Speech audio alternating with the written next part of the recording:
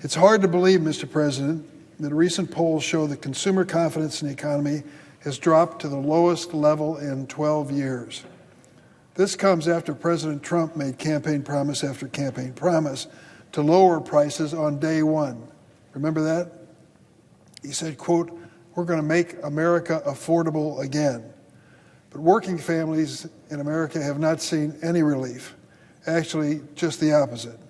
A month ago, President Trump, turning to his billionaire buddy, the unelected Elon Musk, tried to, in Musk's description, delete the Consumer Financial Protection Bureau.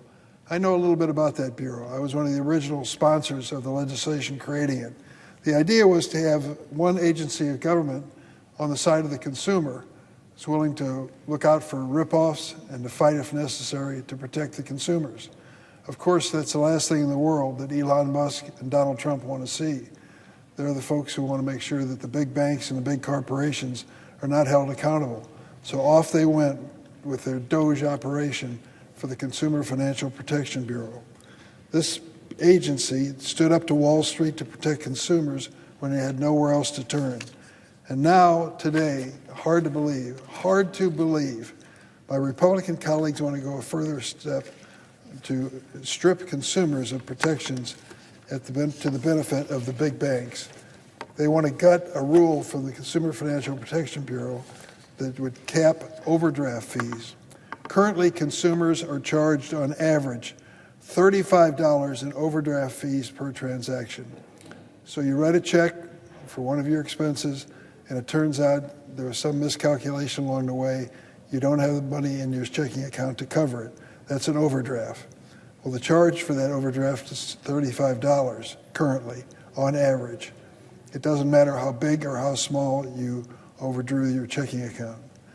If a consumer purchases a product 1 cent over the amount in the checking account, an extra $35 is tacked onto the transaction in overdraft fees.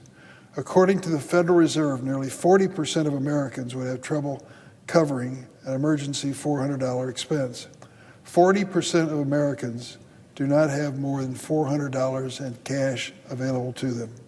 For those households, a $35 overdraft fee would be the difference between just making it or falling behind a little bit that day.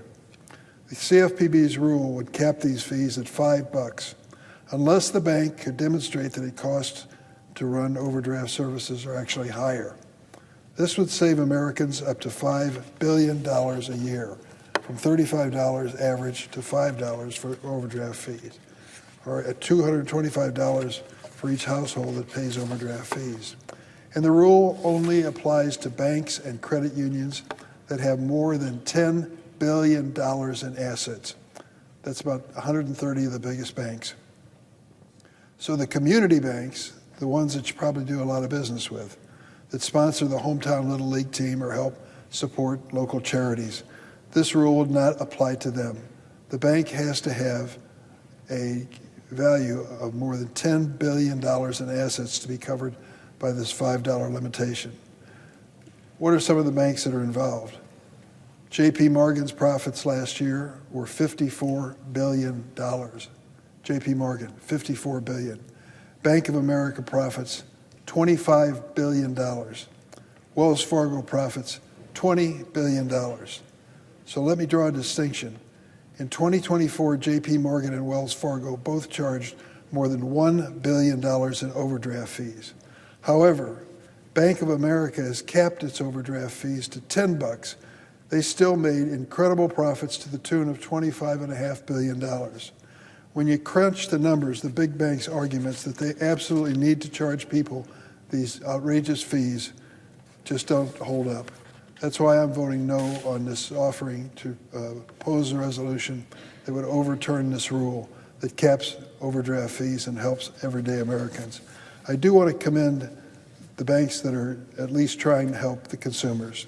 Citigroup, Capital One have ceased overdraft fees, and Bank of America has capped its overdraft fee at $10, underscoring how banks can continue to operate profitably, very profitably, without relying on these fees.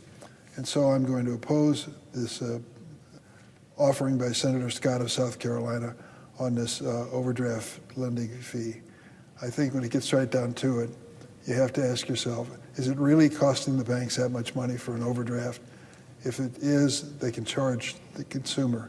But to automatically penalize them in this way is fundamentally unfair for a lot of people who are struggling.